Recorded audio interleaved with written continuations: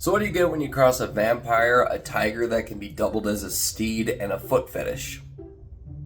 What the heck did I just say? You put all of these in a shake and blend it up and you get something called a Chedipe, which is a vampire witch from Indian mythology. This legend dates back to the Telugu people of India, who claim that this was a vampire woman of the night. In fact, Chedipe actually directly translates to Lady of the Night, so there you go. So what makes this legend so weird? So the Chedipe was a vampire that was created when a woman would die a quote unnatural death. The Chedipe is described as a quote vulgar woman who rides through the night on a tiger. And then basically what they would do is they would just, pick a house at random and then unlock all the doors to the house through supernatural means. After this, she would cast a spell that would knock everybody in the house out. Then she would approach every single one of the men living in the house and suck their blood. Not through their neck, not through their wrists, through their toes. What?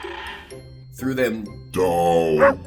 The story also goes that she would repeatedly return to that house and keep on doing it until the man died. Now this in its own right sounds really weird. I mean, a vampire with a foot fetish, and that's how they get their life force or their vitality. But the legend goes even further. The Chedipe also supposedly has the ability to transform into a tiger. Wow. However, when she transforms